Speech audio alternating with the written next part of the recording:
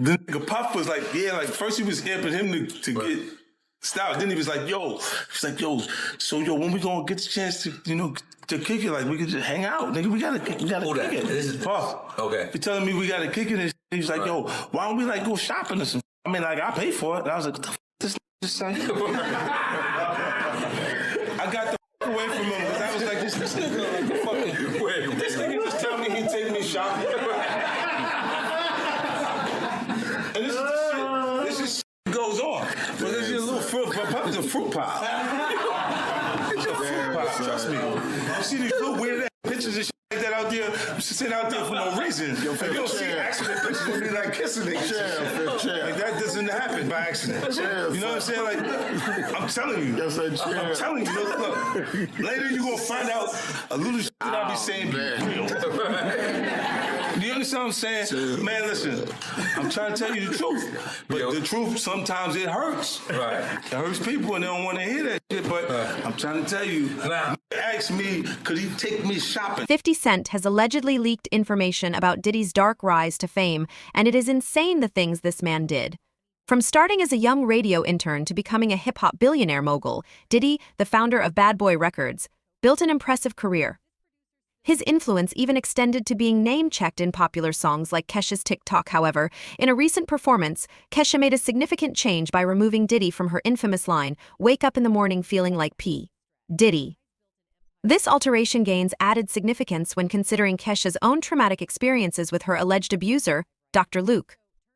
The parallels between Cassie's lawsuit against Diddy and Kesha's struggles shed light on how removing Diddy's name from public references reflects the growing toxicity surrounding his public image. Prior to the lawsuit, Diddy had managed to navigate years of public scrutiny, deflecting allegations of violence and hints of criminal activities. Despite his skill in reshaping his public image, controversies have consistently followed the music mogul, making his reputation far from untarnished. Diddy's journey into the music scene kicked off with a bang as a radio intern, co-hosting a celebrity basketball game that unfortunately took a tragic turn at the City College of New York gym. The event led to a stampede, claiming the lives of 9 people. Mayor David Dinkins criticized Diddy for entrusting inexperienced individuals to organize the game, highlighting oversold tickets as a significant issue. Following a stint at Uptown Records, the aspiring hip-hop mogul founded Bad Boy Records in 1993. One of his first major triumphs was the release of Notorious B.I.G.'s Ready to Die, and he went on to nurture the careers of notable artists such as Foxy Brown, Faith Evans, and Mary J. Blige. Mark Curry, however, had a lot to say about what really went on at Bad Boy Records. Did I see these kind of things in his actions when I knew him or when I was around him? Did I see him have those bursts of violence? Just not on, you'd be like, he did it. If you seen that, it was another video. He won some, he just over cocky. That's why he got fired from Uptown. He's over, what do you call someone who's overly confident to the point to where it's called arrogance, right? He's arrogant. Nothing wrong with being arrogant, but when you're arrogant and you do it in spiteful ways, then, so when I seen that and I reflect, and I'm like, man, I do remember seeing him being physically violent towards females. I seen him be physically violent towards producers, other record execs, even artists. Always those kind of stories, man. But those stories are seen from the inside out, not from the outside in. So it's just like, sometimes you can tell, as a man, you'd be like, look, we're going to need a fair one or we a one-on-one, a fair one-on-one. And we fight as men so we can come to we can come to a resolution, right? So sometimes we fight as men, but you see that sometimes they fight, they keep fighting. They fighting with women. They fighting with people. They fighting with love. They fighting with they self. I seen him fight with his own self. I seen him be violent to his own self, forget anybody else. I seen him beat his own self up. Wow. What you mean by that? Meaning you putting yourself through so much stuff. You beating your own self up.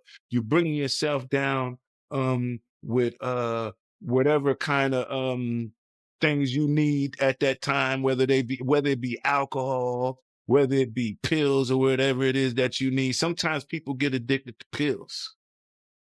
And when they get addicted to pills, that it alters the ego. All of that kind of stuff, devices. I seen it all, man. And you said that you seen him get physical with his own artists? Meaning like producers, mainly the hitmen. Mainly the producers. And what I mean by physical, it'd be like sometimes it might be a physical fight between him and someone else. And you say, wow, you're fighting even with your own artists. You're fighting when you go home. You're fighting with people in your office. You're fighting with your girlfriend. You're fighting with me. You just want to fight everybody, don't you? And that's what, when you think of that name, that might be what he defines bad boy. It's really about that energy that he feels like what makes him. That's what makes him. Diddy's prominence soared, especially during the West Coast versus East Coast rivalry, a defining era in 90s hip-hop and gangster rap. The conflict, involving Death Row Records' Suge Knight and rapper Tupac Shakur, reached its tragic climax with the violent deaths of Biggie and Tupac. While Diddy was never directly implicated in these tragedies, rumors, speculation, and conspiracy theories have continued to swirl around the mysterious circumstances of their deaths. Despite the controversies, Diddy's career continued to ascend. Jaguar Wright certainly had an interesting take on how Diddy became so successful. Thinking to myself the other day, Uptown Records started with 5 people. Andre Harrell, I'll Be Sure, Heavy D, and Puffy. And Kim was the longest working employee because she was there from the very beginning. She was Andre's personal assistant. Kim is dead. Heavy D is dead. Andre Harrell is dead. The only 2 left are Puffy and Al almost died. Isn't that interesting? That is interesting. Heavy D was found dead, face down in the heart attack. Andre Harrell, heart attack. Kim died from pneumonia, but there's the first coroner's report that said that she died. It was ruled a homicide, and they found toxins in her body to prove that she had been poisoned. They have poisons that create heart attack and pneumonia-like symptoms. And then right after that, Al had a meeting, and I was going to meet up with him because we were in Vegas. And then the next thing you know, you want to know what they all had in common, though? The survivors and the late of Uptown Records, they were all writing tell-all books. Andre was writing a book right before he died. Heavy D was working on a book before he died. Kim Porter was working on a book before she died. And Al B. Sure was working on the documentary of his life. And then he goes into a coma. Has Puffy ever been in a coma? Has anything happened to him? He must be the luckiest motherfucker. It seems like everybody that worked at Uptown Records from the very beginning. Just him. I guess Al disappointed you. I speak for a reason. When you see this bullshit motherfucking game fucking with people that you love, that you like, it's too many coincidences. Too many. Honeycomb. Oh. Diddy found himself in another storm when an assault charge came his way. In the music video for Hate Me Now featuring Nas, a scene depicting Diddy and Nas being crucified sparked controversy. Diddy, considering it sacrilegious, wanted it removed, but the unedited version made its way to the public. In response, Diddy and Nas confronted the president of Interscope Records, resulting in Diddy pleading guilty to a lesser charge and being ordered to attend 1 day of court-ordered anger management. But wait, Diddy's history with displays of violence doesn't stop there. Picture this: a moment in hip-hop history when Diddy and his then-girlfriend Jennifer Lopez found themselves in the midst of chaos at a New York nightclub. A heated altercation escalated into a shooting, leaving 3 people injured. The power couple faced arrest and charges of battery and gun possession.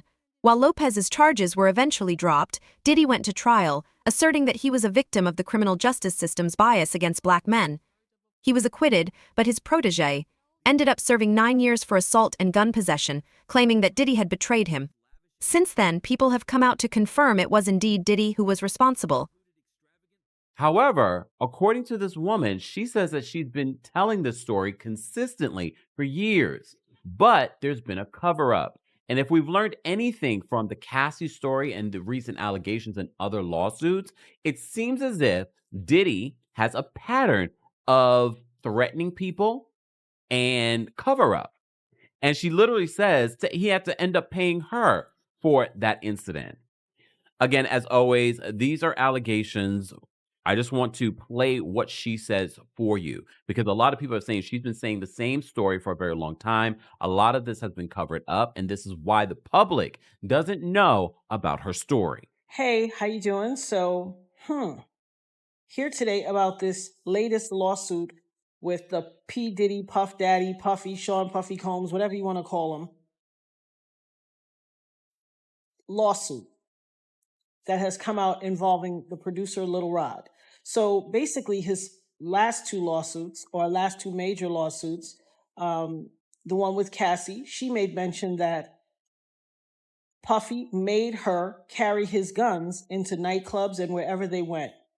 And he threatened her to make her feel like she had to do so. And while there were lots of things of importance, that stood out to me. And I'm going to tell you why. In this lawsuit with the producer Little Rod, they were both SA'd by him and threatened and physically harmed. But in this lawsuit,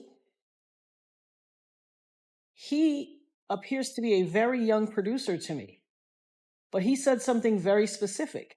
As a means of threatening him, Puffy said, "That's why I shot up the club in New York back in 1999 and let Shine take the fall for it." Let me tell you why that's of utmost importance to me. Because I am the woman who he shot in the face in that 1999, December 27th, 1999, Club New York shooting. The bullet, I got shot in my face with a 9mm hollow point bullet called a cop killer. I literally have told everyone and never changed what I said. I watched him. I got pow-powed in the face. I watched him fire the gun.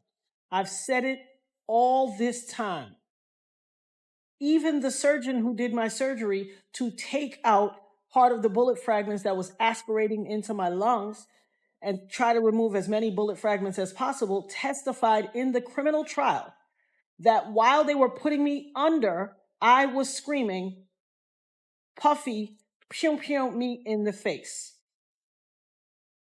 He testified in the criminal trial. It is in the record. They all knew he did it. Everybody knew he did it. But he paid off the club bouncer named Sharice and all these other people and the club owners with their video to hide the video. That's his MO. I told everybody that. This man almost took my life, has traumatized my life, has caused undue harm, irreparable damage to my life, lied his behind off.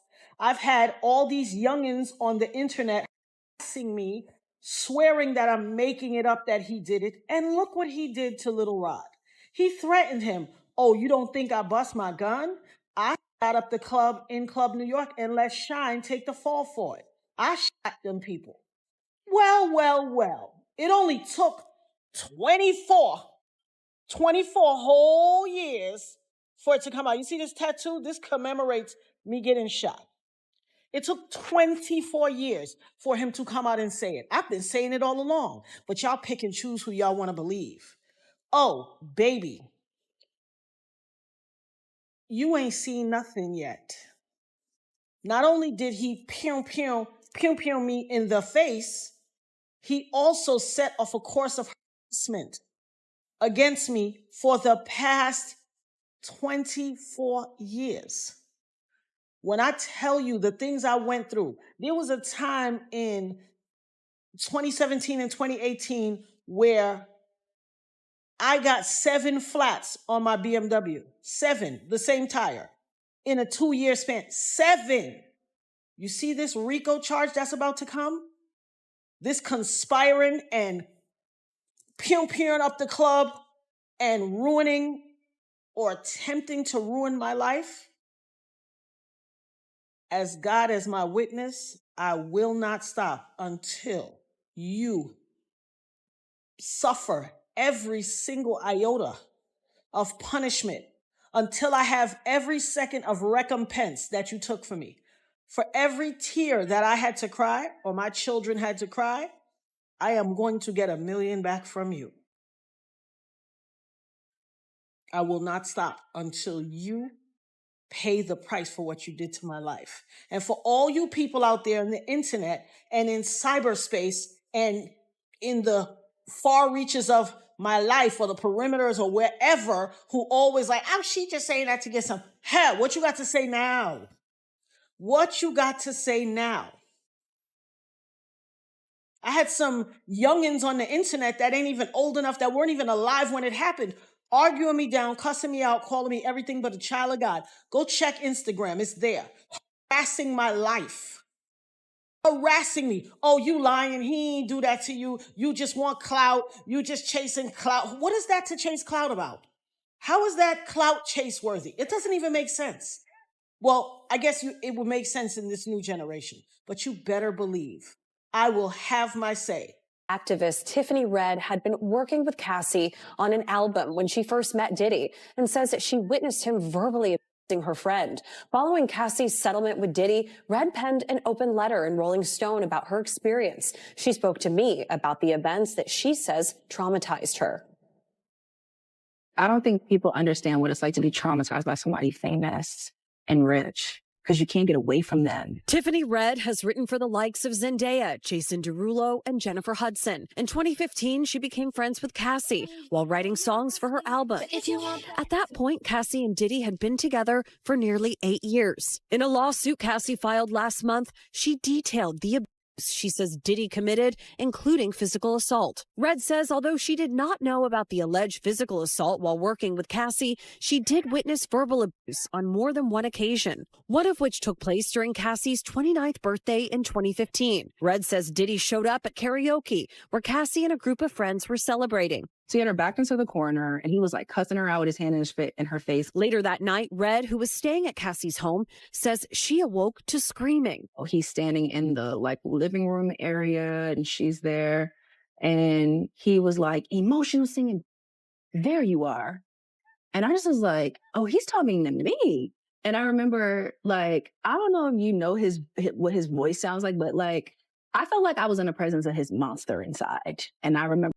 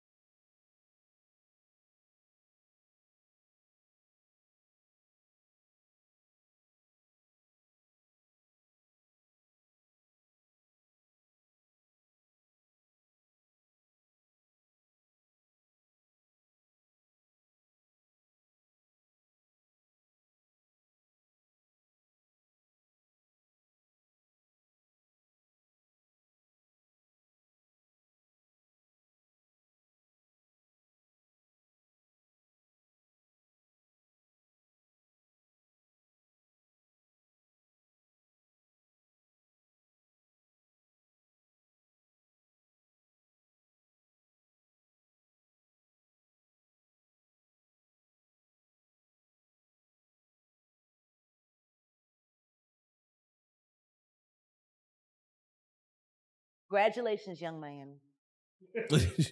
Run as fast as Cassie did. Has anybody asked themselves about that shit? I mean, yeah, I'm sure a lot of people are asking about what's going on with it. Yeah, a lot of people are looking at it as like that's the way the new relationship should work. What, to get paid? Yeah, She was getting $500K a month. She quit because he dropped her down.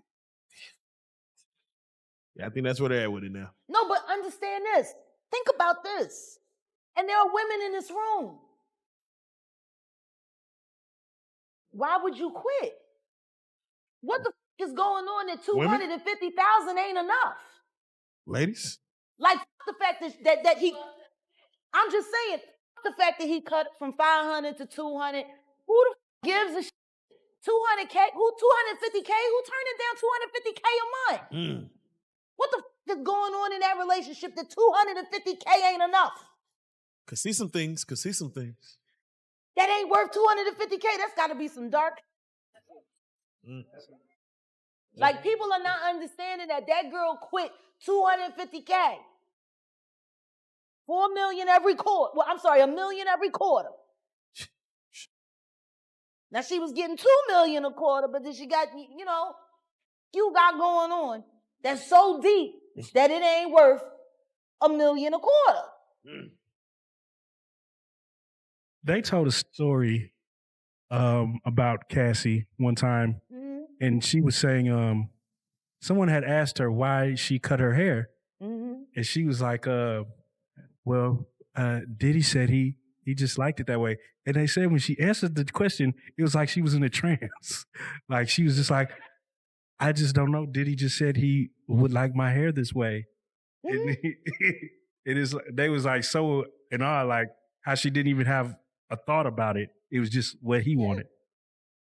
That's how he operates. He has people followed. He has people watched. He does all kinds of. He's a fucking piece of shit.